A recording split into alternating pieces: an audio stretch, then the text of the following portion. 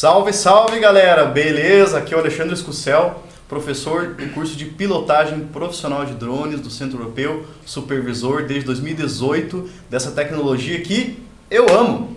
É pilotar drones, gente. Isso é uma coisa muito gostosa e é algo, acreditem, recente. Isso não é algo que começou há bastante tempo, né? A gente pilotar drones profissionalmente, na verdade. Então quem me conhece sabe que eu falo que a coisa destravou a partir de maio de 2017, quando teve realmente a liberação da ANAC, né, por parte da regulamentação aí dos drones. E seja muito bem-vindo então ao nosso podcast. A gente vai conversar sobre tudo, sobre mercado, sobre utilização dos drones, sobre, enfim, como a gente realmente utilizar essa tecnologia a favor das pessoas, a favor do próprio mercado, né, que precisa cada vez mais coletar dados de forma efetiva, né, ou seja, não colocar pessoas em risco também, na verdade. E eu estou hoje aqui com o meu parceiro, Caio César Rodrigues. Fala, Caio, beleza? Opa, se apresenta aí, meu querido, professor aí, supervisor do curso também. A gente está dividindo essa empreitada aí, tem muito o que fazer, né, Caio? Prazer, muito obrigado. Meu nome é Caio César Rodrigues, eu sou supervisor do curso de pilotagem de drone junto com o Alexandre Escucel e piloto profissional de drones há algum tempo. Então hoje eu acho que o que estamos aqui é realmente voando alto, tanto na profissão quanto com os drones. Hoje inicia mais uma jornada aqui com a questão do podcast, com a questão do videocast. E a gente vai hoje iniciar a questão de conversar um pouquinho mais sobre esse mercado. Por que esse mercado está tão em alta? Por que cada vez está crescendo mais? Por que necessita a questão de uma regulamentação? Necessita uma questão de uma profissionalização? Porque não é brinquedo. Perfeito. Deixa eu pegar esse gancho até, Caio, que isso é muito importante. Eu sempre falo nas aulas, já dou cursos, treinamentos desde 2016 sobre essa tecnologia, quando realmente estava ainda engatilhando aí os primeiros passos, né? E uma coisa que eu sempre ouvia muito é brinquedo, né? O pessoal confunde muito com uma brincadeira, né? Porque é realmente uma coisa gostosa de estar fazendo, pessoas pilotam na praia, nunca me esqueço. O que mais a gente vai contar aqui é causa, né? Porque, enfim, eu falo que eu já fiz tudo e qualquer coisa relacionada a drone. Então, assim, eu lembro, nunca esqueço, uma vez eu estava na praia, em Santa Catarina, e tinha uma pessoa pilotando um drone Phantom, uma coisa a gente tem que falar sobre modelos de drone, inclusive. Sim. Um Phantom, que é um drone que tem aí 1,3 kg, drone já pesado, aquele mais popular do mundo, e aquele cara estava voando, dando rasante em cima de pessoas, de crianças, levantando guarda-sol, e tava um perigo, assim, sabe? Então, realmente, as pessoas confundem, né? A gente está aqui para falar sobre profissionalização nesse mercado, né, Caio? Que realmente precisa cada vez mais de pessoas qualificadas, não é verdade? Perfeito. Puxando esse gancho, eu acho que a gente já começa então falando a questão de equipamento, né? A questão de, por exemplo, o Phantom. O Phantom que você comentou é um equipamento profissional que já tem aí no mercado, há muito tempo consolidado, mas o grande erro que a pessoa faz é exatamente um dos temas que a gente vai tratar, brinquedo. Sim. A questão do equipamento, um equipamento profissional, é um equipamento que a partir de agora a gente começa a entender e trabalhar que é um equipamento que não é caro. Só que as pessoas acham que um equipamento de R$50 que vê um link na internet com uma réplica é um Phantom. Perfeito. E é algo muito comum ver isso e isso receber um Isso brinquedo. A gente sempre fala, né, pessoal? A gente recebe muitos alunos, eu já até perdi a conta, mas são mais de 400 alunos que a gente já teve formados aqui no Centro Europeu, grande maioria deles fazendo bonito aí no mercado. Mas a gente sempre fala, né, Caio? Espera começar o curso para você adquirir o primeiro drone. Porque você sabe até mais do que eu hoje, está até mais antenado. O que tem de modelo e variação é absurdo, né? As fabricantes, a DJI, a principal fabricante aí do mundo, né, da JI, a chinesa, ela mesma não ajuda a gente, né? E lança modelo, e lança variação, e é Mini 2, Mini 3 SE, Mini 3 Pro, né? Enfim, é um negócio de louco, né, Caio? Então, cuidar muito, pessoal, uma dica que a gente sempre dá, né? Primeiras aulas é essencial saber, nunca compra aqueles drones de brinquedo, sabe? Né? Cuidar muito, porque o que você vai fazer com esse drone, né, Caio? Um drone de brinquedo. Na verdade, eu até digo assim, é entender o que vai comprar, né? Porque se for comprar para ser um brinquedo, que é uma das aplicações, não deixa de ser. Ele iniciou sendo muitas vezes utilizado como brinquedo, como um hobbyista, veio do aeromodelismo, né? Veio do aeromodelismo. Então, entender que pode ser um brinquedo, a questão de eu tenho um sobrinho que tem um drone, meu primo de 5 anos tem um drone, não deixa, realmente é um drone, mas é entender que é um brinquedo, Sim. que é uma das aplicações. Ele vai ter suas limitações, né? A gente sempre fala assim também, uma coisa que ele serve, esses drones mais baratinhos, é para pegar o dedo, né? Mesmo assim, talvez a pessoa se frustre, porque é difícil. Né? Ou às vezes o cara nunca jogou videogame, não tem alguma habilidade ali. Eu falo mais que o dedo até treinar o cérebro, na verdade, né? Mas às vezes vai se frustrar, porque esses drones eles não têm estabilização nenhuma. Sim. Né? Ele vai ter uma câmera ali que imita uma câmera profissional, mas que na verdade é uma câmera às vezes não é muito boa. Eles falam que é 4K, 5K, mas na verdade não é nada disso, né? Então tem que cuidar. Serve sim, talvez para você pegar o dedo, treinar o seu cérebro, mas cuidar porque pode se frustrar também, né? Bater na parede, como acontece geralmente, né, cara? Perfeito. Então, puxando desse gancho, queria comentar um pouquinho hoje, principalmente nesse podcast, no primeiro episódio, a questão um pouquinho sobre o que dá para fazer com o drone, que sempre tem uma dúvida, dá para fazer isso ou não dá? Sempre o pessoal sempre pergunta para mim o que dá para fazer com o equipamento, porque o equipamento profissional, ele vai voar e você vai tirar foto, somente foto e vídeo. É o que normalmente as pessoas pensam, né? A primeira coisa que dá para fazer e a única coisa que daria para fazer é isso. Eu já trago como primeiro aqui, para a gente conversar um pouquinho, a questão do FPV, que é uma das primeiras coisas que surgiu, a filmagem. O FPV seria o First Person View, que seria uma visualização em primeira pessoa, seria você tá vendo o que o drone está vendo. Então é imaginar você está imerso completamente no drone, né? Exatamente, é como se você parasse de te enxergar aqui, enxergar o que tem ao nosso redor e estivesse enxergando apenas o equipamento. Esse eu acho que é um dos primeiros modos que foram de utilização. A gente estava falando antes de vir para cá, né, Caio? O que a galera faz? Não é só profissionalizar, né? Que hoje o pessoal está buscando muito vídeo, né, com isso, mas também tem a corrida, não tem? É exatamente isso que eu ia puxar aqui. Começou sendo a questão de FPV, hoje a gente tem a Drone Racing League, a DRL, exatamente. Que, inclusive a gente fala no curso Centro Europeu, a gente comenta sobre isso, tem um simulador DRL e tal. Que ela é passada pela ESPM Brasil, e eu até já trago o convite aqui, quem está ouvindo a gente, está vendo a gente, se foi lançado antes ou caso já tenha passado, dia 8 de abril de 2023, agora a gente vai ter o campeonato em Miami, então ele vai ser transmitido ao vivo pela ESPM Brasil. Legal. Quem nunca teve um contato com drone, quem nunca viu como que é uma imagem em FPV, é um negócio bacana, porque a própria mídia já está trazendo a questão da publicação, da imagem, de como que é. Então eles passam na TV, a gente, você já viu também, eles passam como que é a corrida na visão de vários pilotos. Obviamente, tem um drone de pilotagem de corrida que passa de 200 km/h. A imagem não é bonita, não é aquela coisa fluida, ela tem aqueles chuviscos, né? Não sei nem se é digital ou analógico, enfim. Imagino que seja analógico por causa da rapidez aí do sinal, né? Mas enfim, é muito legal, né? Uma coisa muito rápida, os drones batem, eles quebram, as pistas são bonitas, né? São de LED, às vezes os caras, né, fazem o circuito, enfim, né? É um negócio muito louco, né? E é algo extremamente rápido.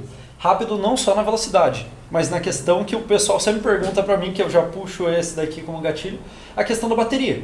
Porque um FPV que naturalmente vai passar 200 km/h, não é um drone que vai estar voando meia hora, uma hora, 2 horas. É um equipamento de 2 minutos. 2, 3 minutos. 1 minuto, dependendo da potência. Então, já trazendo conhecimento aqui para o pessoal que está ouvindo a gente, na questão de tempo de voo. Obviamente, quando a gente começa a se profissionalizar um pouco mais, indo para os outros mercados, indo para um drone, que a gente vai falar muito aqui no nosso podcast, tanto nesse episódio como nos outros, que seria da linha consumo. Deixa eu até que trouxe esse nome, na verdade. Né? Foi, inclusive, Caio, eu vi que mudou, né? Começando a dar aula, a gente abriu as primeiras turmas do semestre, né, 2023, eles estão chamando de drones com câmera agora. Não está mais linha consumo, pelo menos o site em português da DJI. Tá drones com câmera, né? Que são os drones o quê? Nós temos hoje a série Mavic, né? A série Mini, principalmente, né? O Mini 3, o Mini 2 acho que é fabricado ainda. Sim. Nós temos o Mavic Air 2S, o Mavic 3, né? Que é incrível, mas é o drone com câmera também, né? E aí tem as versões Enterprise também. Versões, né? Perfeito. É isso aí. Então, saindo um pouquinho dessa questão de FPV, indo então para os drones com câmera, até essa questão é realmente nova, mas é bacana para o pessoal estar sabendo. Sim. Que era antigamente chamado de linha consumo, agora é drone com câmera. Que são, na verdade, só para explicar para o pessoal, né, cara, contextualizar, são esses drones um pouco menores, né? O pessoal às vezes pensa, drone profissional tem que ser grande. né? Tem que ser um drone extremamente enterprise, com uma câmera gigante, não é isso, né? A profissionalização do mercado, na verdade, começa com um drone pequeno. Hoje o Mini, né?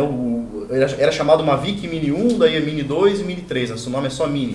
É um drone hoje muito utilizado, né? Uhum. E ele é um drone profissional. A pessoa se engana às vezes, não, é um drone de brinquedo, não é, né? Tem receptor GPS, ele é um drone extremamente profissional, com uma potência do sinal muito boa, né?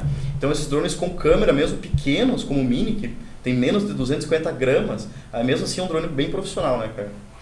Não, perfeito. E é engraçado isso, né? Porque ele tem menos de 250 gramas, já vem um ponto que a gente vai conversar um pouquinho mais pra frente. Hoje a gente só vai trazer um pouco de conhecimento sobre a questão de existe lei, não existe legislação sobre isso, porque você falou 250 gramas. Por que você bateu nesse ponto?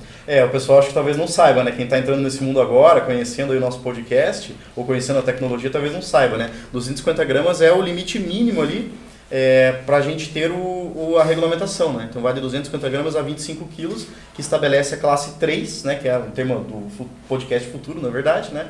Classe 3 aí, que diz respeito às regras que são aplicadas para quem pilota nessa classe, né? Perfeito. Fazendo caminho na classe 3, vamos conversar um pouquinho então sobre as outras aplicações além do FPV, porque a primeira que muitas pessoas não veem e está presente no dia a dia de todo mundo é a questão da mídia, né? Sim. Da mídia digital entre filmes, séries, Perfeito. novela. Perfeito. E tem aplicações que são, que nem o Caio falou, né? Filmes, novelas, seriados, filmes assim, de Hollywood mesmo, né? São usados drones, sim. Eu lembro que eu estava assistindo um filme, até fiz um vídeo no YouTube um dia, sobre o filme Agente Oculto do Netflix. Eu não gostei muito do filme, achei o filme bem ruim, na verdade. Que tem aquele Ryan Gosling, é um loiro lá, um ator bem famoso, né? E assim, a quantidade de imagens de drone, até fizeram notícias sobre isso mesmo, é incrível, é muito grande a quantidade de imagens de drone que tem nesse filme. A gente consegue observar, eu até falo para os alunos também, né, o pessoal que conversa vem perguntar, começa a observar o que é uma imagem aérea. Você vai ver assim, que nem você falou, em reportagens, em filmes, no Globo Repórter, no Fantástico, né, TV aberta e fechada. Né? Também nos streamings, é claro.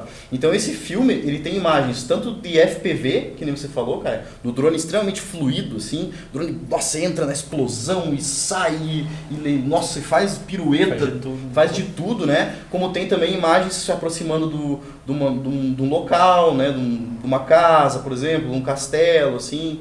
Então tem esses dois tipos de filmagem nesse filme. Todo mundo está se atualizando. Por exemplo, um programa que talvez não é tão conhecido, mas que é o Brasil Visto de Cima.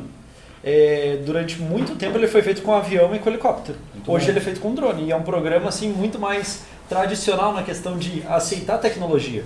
É um exemplo que eu gosto de comentar porque ele filma cidades na questão FPV simplesmente para mostrar como que é uma cidade. Perfeito. Eu até lembrei de um exemplo muito legal. Quem é de Curitiba talvez conheça, ou se não conhece, tem um Instagram lá do Guilherme Pupo. Inclusive eu vou trazer ele aqui para um podcast futuro, eu e o Caio somos os hosts, né? A gente vai se dividir aí. E eu vou trazer ele por quê? Porque ele é um fotógrafo aéreo e, logicamente, ele era um fotógrafo aéreo antes do advento dos drones. Então ele fretava helicóptero, né? E saía muito caro. Hoje, logicamente, ele só usa drone. Né? Então o Instagram do cara bomba, ele é muito bom, ele é muito focado em fotografia, ele faz aquelas fotografias muito artísticas, né? Ele tem aqueles olhares muito legais, enfim, é muito bacana o Instagram dele para quem quiser curtir. E eu ia comentar essa questão, principalmente cidades, tudo, o que me lembrou de uma utilização que às vezes as pessoas pensam, é para filmagem, noticiário, existe obviamente questão de perseguição policial, que muitas vezes a gente vê na notícia, mas também às vezes algumas coisas que chegam a ser intangíveis. O exemplo que a gente estava conversando agora há pouco, antes de trazer aqui, é a questão da Catedral Notre Dame. Sim, verdade. Que é a questão de um acervo digital, que Perfeito. Obviamente, quem está ouvindo já sabe o que aconteceu com a catedral. 2019 que pegou fogo, né? Incendiou. Ela foi completamente destruída e ela só pôde ser restaurada porque ela havia sido digitalizada com fotos, vídeos de drone da parte externa e algumas câmeras da parte interna para a questão da digitalização de um jogo. De um game, né? Que era do Assassin's Creed. Uhum. Ele foi feito uma digitalização para levar a igreja do modelo mais fiel possível para dentro do jogo. Como foi digitalizado isso, virou um acervo digital. Com esse acervo digital, depois do incêndio, eles conseguiram fazer as reformas a partir disso. Incrível, então, assim, né? é questão até de bem imaterial, de uma forma intangível, você ter o levantamento. A gente, por exemplo, já fez o levantamento de... Hoje não existe mais. Do Autódromo aqui Internacional de Curitiba, que ficava em Pinhais. É verdade. Antes de a gente falar sobre isso, que é bacana esse exemplo, na Catedral de Notre Dame, eu lembro que eu li numa notícia, foi em 2019, né?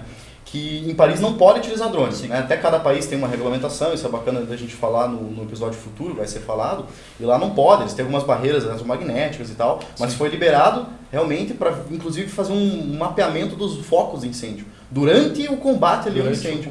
Né? Então, e aí eu vi na notícia também que foram utilizados drones pequenos, mais uma vez, né, ratificando o que a gente falou aqui, drones profissionais não são drones grandes, não. Né, drones pequenos, drones com câmera, que a gente já caracterizou aqui, foram utilizados para fazer esse mapeamento dos focos ali e ajudar no combate ao incêndio de 2019.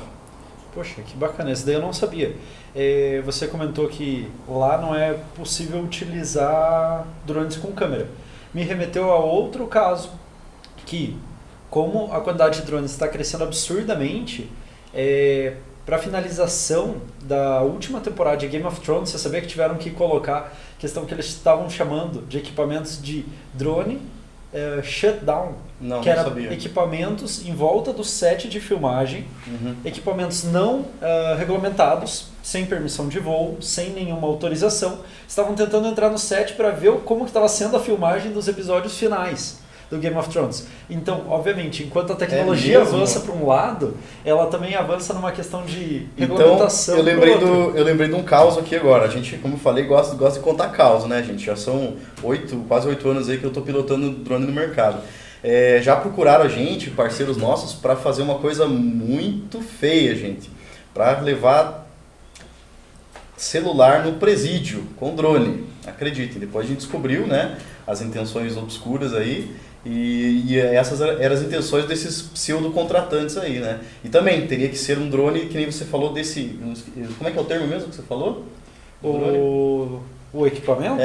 Era drone shutdown ou tilt down. Um negócio assim que seria a tradução de desligar o equipamento. Sim. Era um equipamento para questão da radiofrequência, que o drone está trabalhando, ele emite ondas em todas as radiofrequências para mandar o drone pousar. Perfeito. Para desligar ele e ele pousar onde está, ele não poder adentrar em um certo espaço. Exato, inclusive nos presídios tem essas tecnologias, né, para evitar justamente que venham pessoas mal intencionadas e façam alguma coisa em cima do presídio, né, jogam celular ou alguma coisa, droga, alguma coisa assim. Então são causas que a gente vai lembrando, né, mas esse Game of Thrones eu achei muito massa, achei muito legal. Isso é bacana.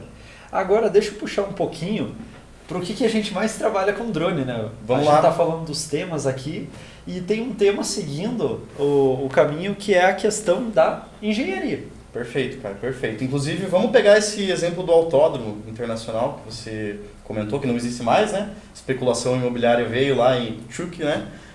Fez a apropriação lá, vai construir condomínios. O que a gente fez, né, Caio? Num trabalho nosso, uma empresa que eu trabalhei, né? O Caio trabalha. Foi feita toda a digitalização, então, né, do espaço, por meio de um trabalho para engenharia, logicamente, com precisão. Né? Eu lembro que eu fiz muitos e muitos voos lá no Autódromo Internacional, então, no antigo autódromo, né? E hoje, Caio, você sabe melhor que eu, tem isso digitalizado. Exatamente como era o local, né? Como era o local. Perfeito. Exatamente. Eu até me lembro que você fez também, você foi a campo também, né? Sim. Um pouquinho, o pessoal estava começando a destruir lá, né? Sim. Não estava retirada lá do... Fiz o acompanhamento, que isso também é um negócio bacana possível com drone, além de levantar filmagens, fotos, vídeos, aí a gente começa a entrar um pouco na nossa seara de onde a gente mais trabalha, com a questão de engenharia, com questão de precisão e questão de comparação, né? Linha temporal, questão de... A gente fez inicialmente, você tinha feito um primeiro trabalho, se eu não me engano foi uns 3 meses antes da primeira movimentação, e eu cheguei aí... Foi 2 dias antes de quebrarem a estrada, a pista, propriamente dito. E eu fui também de novo 1 mês depois. Então levantei depois outras vezes. E é bacana que você pode comparar a mudança entre como estava o autódromo, perfeito estado, que foi meses antes do início das obras. um dia antes do início das obras, onde eles apenas estavam com maquinário, e foi algo próximo a 3, 4 semanas depois do início da obra, quando eles começaram a movimentar. Então você consegue comparar até numa questão de engenharia, trazer com drone e mostrar uma comparação de como estava o terreno, o que tinha lá presente, versus o que ficou depois de um tempo, depois de acontecer, porque o drone você consegue fazer a questão da ortofoto. Perfeito, que perfeito. É a questão a união de várias fotos. Exatamente, né? Esse é um dos temas que a gente mais gosta de falar, né, Caio? E esse com certeza vai dar um podcast inteiro pra gente vai, isso que eu ia comentar, aqui. Nem vamos entrar nessa seara aqui hoje, porque não há tempo, né? Hoje é mais uma introdução, né, ao pessoal aí, ao universo dos drones, mas realmente a gente consegue fazer mapeamentos, né, com drone. Quando você precisa de precisão, tem que utilizar métodos de precisão, na verdade.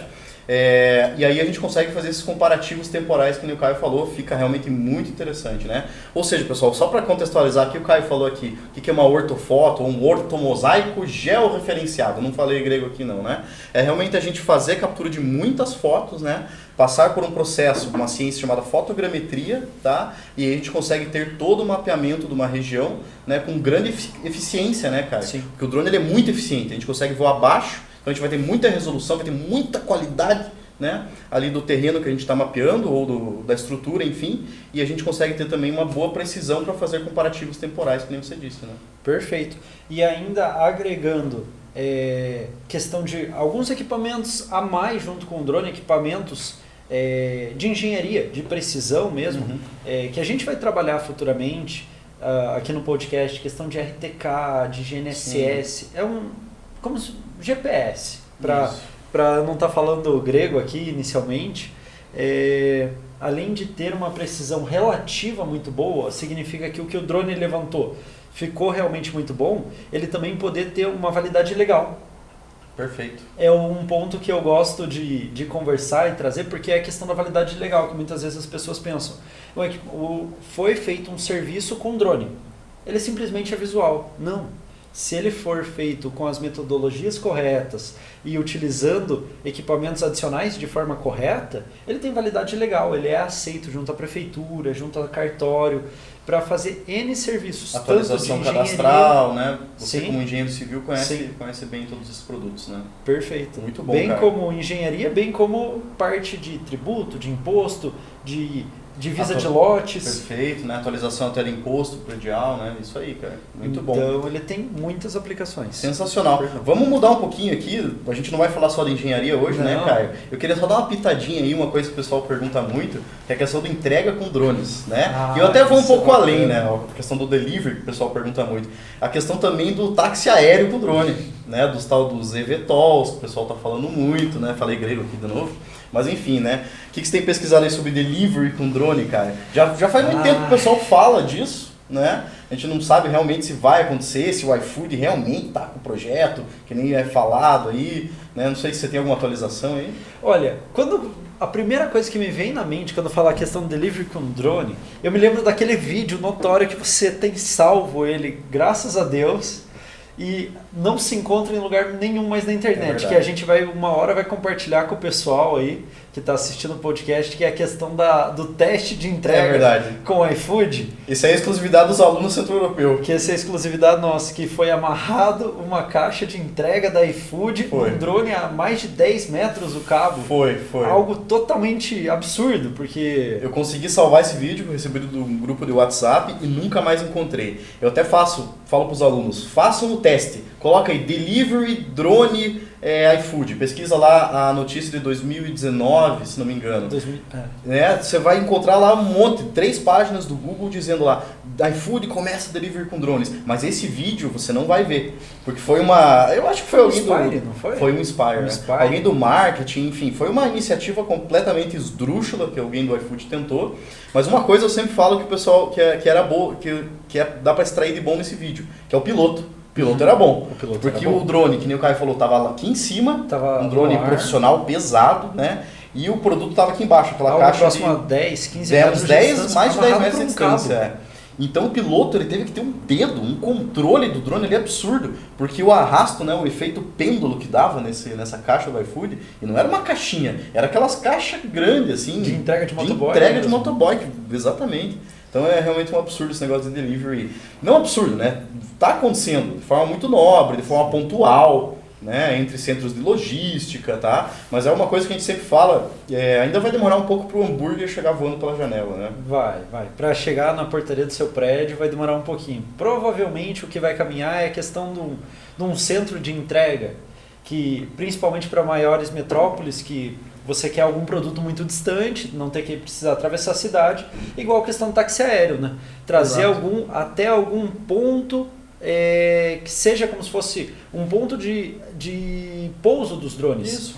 Então, aí sim, aí a gente... Cara, você como engenheiro civil, não limitado a isso, claro, mas você acha que vai ter drone portos nos edifícios que vão ser construídos futuramente? Tanto para delivery quanto para essa questão daí, só puxando esse gancho aí que é bem louco, mas está se tornando realidade, que são pessoas mesmo, não pilotando, mas usando drones um pouco maiores, com cabines, né?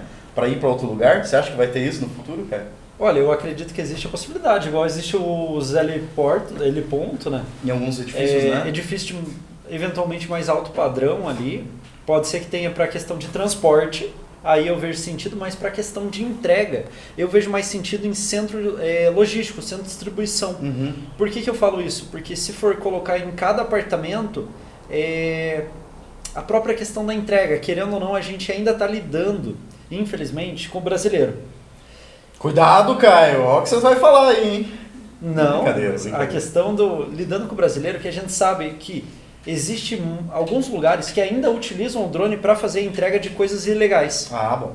Entendi.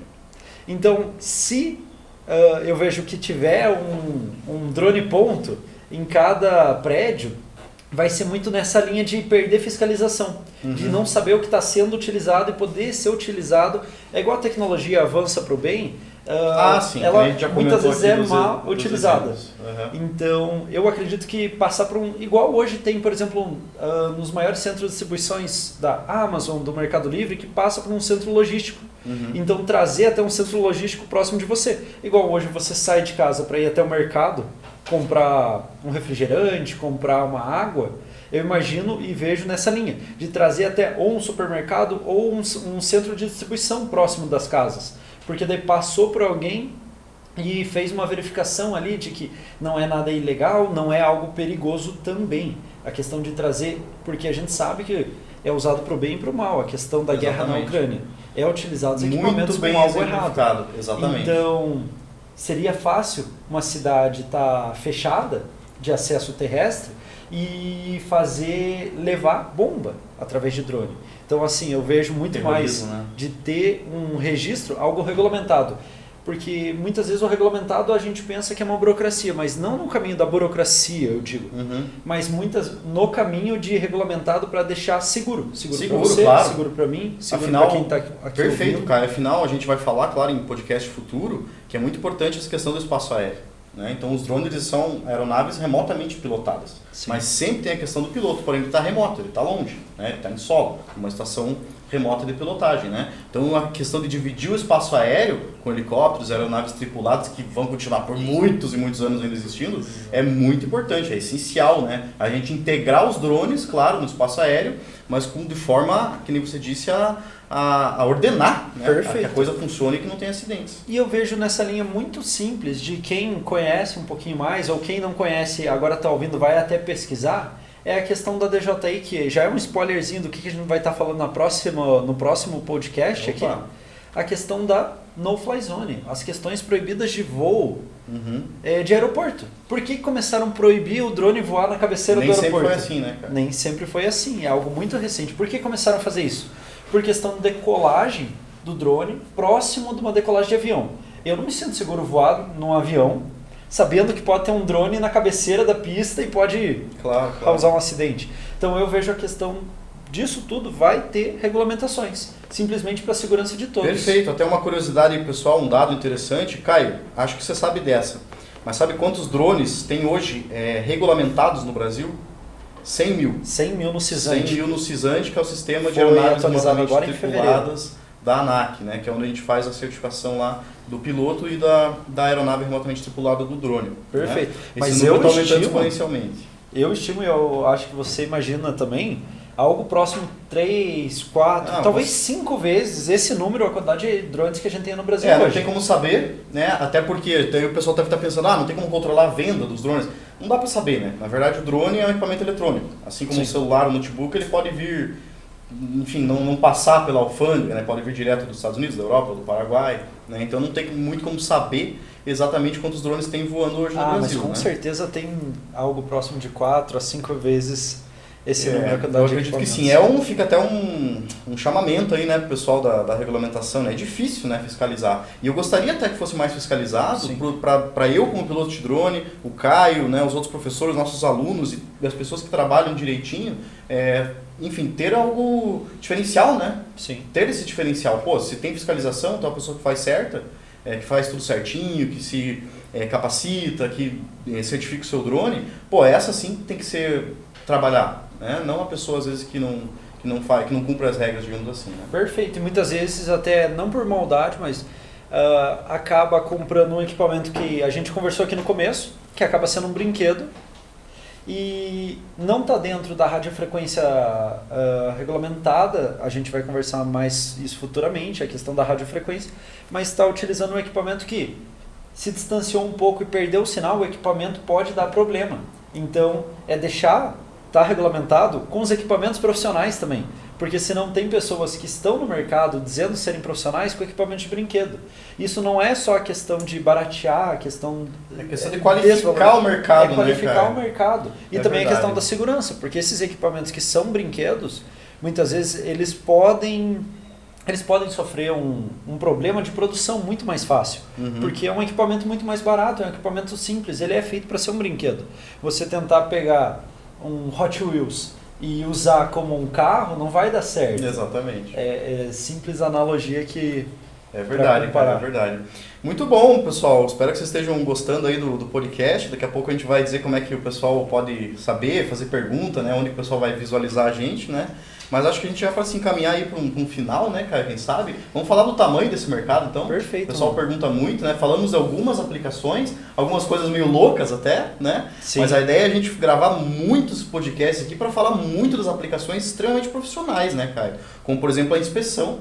Né? Inspeção é uma coisa que eu quero fazer um podcast aqui só de inspeção predial, inspeção de ativos, de infraestrutura, pontes, viadutos, enfim, né? Os drones, eles são um equipamento exemplar, né? Para esse tipo de coleta de dados, tá? E tem um dado até sobre o mercado, né, Caio? Não sei se você pesquisou alguma coisa aí que você estava falando para mim. Tem um dado.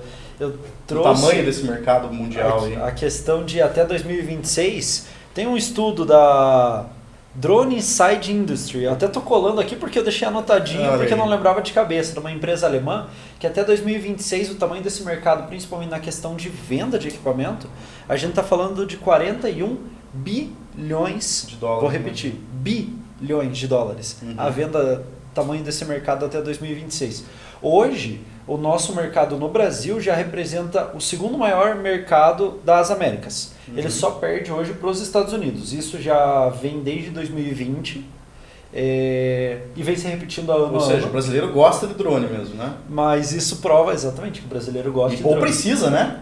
Afinal, o Brasil, eu sempre falo isso também em aulas, em palestras, enfim, nós temos no Brasil uma extensão territorial gigantesca. Nós temos uma coisa chamada vazios cartográficos. Muita coisa sem mapear, muita coisa sem dados, sem se conhecer ainda o que tem nesse território. Então é mais e muita coisa para inspecionar, para coletar dados efetivos, né? Para fazer análise, para segurança. Então nós temos aí um campo muito grande para os drones estarem explorando. Né? E muitas coisas bonitas, muitas belezas naturais para serem gravadas também. É verdade. Pô, muito bem lembrado. Mais uma coisa que eu lembrei, né? Tem um aluno nosso, ele era do Nordeste, um ex-aluno, e no meio do curso ele fez uma viagem para lá, foi até após a pandemia.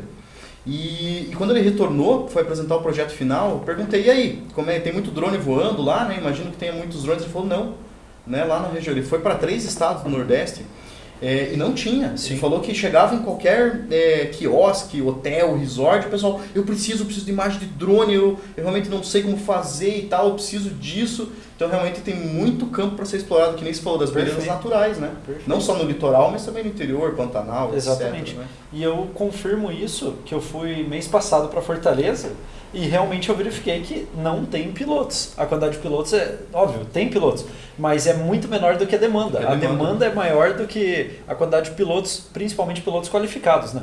Para utilizarem, fazerem um bom trabalho, fazerem um bom serviço, saber entregar um bom produto. Porque futuramente a gente vai conversar e vai descomplicar esse mercado aqui como um todo, Verdade, que é a questão que o drone não faz tudo sozinho, precisa do piloto. Muito bom, né? O pessoal pensa, o drone é autônomo, tem essa questão, até para ser bom abordar essa questão no podcast de regulamentação, né? Sempre vai precisar de um piloto, e não é só para pilotar. Ele é a inteligência por trás da operação. O drone tem que fazer o que o piloto mandar, né? Na hora que ele mandar. Na verdade, a operação ela tem que vai ser uma operação automática, planejada, sim, mas o drone, o piloto ele tem que programar essa missão, né? E ele tem que também, o drone tem que fazer exatamente o que ele quer, para coletar os dados que ele precisa, na verdade. Perfeito. Bom, eu acho que já... Fechou? Já falamos bastante um pouco desse mercado aqui, como um projeto, hoje o lançamento piloto oficialmente. Vamos ter mais episódios, obviamente abordando todos esses temas aqui comentados, mais um pouco. Eventualmente, talvez até tenhamos algum convidado. Além de convidado, talvez até a questão, eu digo mais, de um podcast, um videocast dinâmico que a gente talvez até com as aprovações faça em alguns outros locais para estar mostrando também na prática algumas coisas. Opa, isso é legal, hein? Ó, a ideia do Caio é bacana, hein, pessoal? O que vocês acham aí? Vamos fazer um podcast externo? Pô, aí é bacana, hein? Acho legal, hein? O professor Henrique gostar aí da ideia, o pessoal gostar, hein? Bora fazer podcast externo também? Gostei, cara. Super legal a ideia, hein? Fechou. Maravilha. Então, bom, eu gostaria de agradecer a sua presença, Alexandre, a presença de todos aqui que acompanharam a gente até aqui, tanto nas plataformas no YouTube, no Spotify, no Europlus. Aproveito para pedir para vocês curtirem, compartilharem, assinarem, para não perderem nada, tanto desse como dos próximos episódios que a gente vem a lançar. Se tiver alguma dúvida, é isso aí. Mande para as redes sociais do Centro Europeu. Perfeito, deixa eu te agradecer aqui então, Caio. Beleza? Muito obrigado aí, pessoal. Vamos encerrar por aqui esse primeiro episódio do podcast. E se tiver dúvidas, pessoal, manda lá Centro Europeu BR, no Instagram do Centro Europeu, tá? Hoje em dia quase todo mundo tem Instagram, na verdade. Então, pessoal, esperamos aí sua dúvida e as suas também sugestões do que a gente pode estar comentando aí nos próximos podcasts sobre drone, tá bom? Fico por aqui, o Alexandre fica por aqui então. Um abraço.